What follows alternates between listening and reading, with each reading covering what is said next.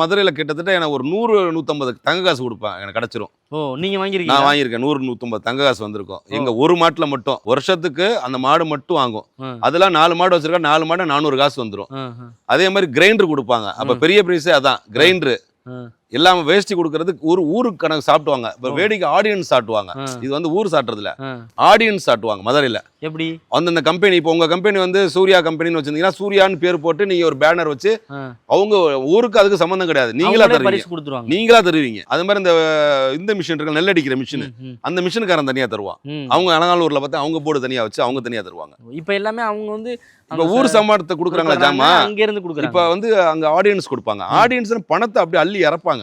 பணம் வாங்கிட்டு வர முடியாது. சட்டியை எடுத்துட்டு நிப்பாட்டினோம்னா பசங்க போவானிய கூட்ட அவ்வளவு பணம் வரும். எல்லா பசங்க எடுத்துக்குவாங்க எல்லாத்தையும். அன்னைக்கு ஜாலி தான் அவங்களுக்கு, ஒரு கொண்டாட்டம் தான். இப்ப அந்த மாதிரி முறைகள்லாம் இல்ல, இன்னமும் இருக்கு. இன்னமும் மதுரையில ஒரு 2 ஊர்ல இருக்குது, மணப்பாறையில எல்லா ஊர்லயும் இருக்குது.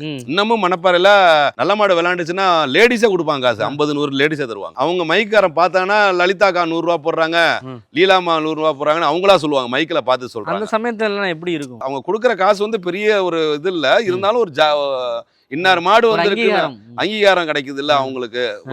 ஒரு மாரத்தான் எவ்வளோ ரன்னிங்ல ஓடுறான், கடைசியில $100 காசு தான் கொடுக்குறான். 100 ரூபா போட்ட அந்த பித்தளை டாலர் தான் அது வாங்கிட்ட ஒரு பிரைஸ் நம்மளுக்கு கிடைச்சிருக்குன்னு ஒரு இதுதான் நம்மளுக்கு.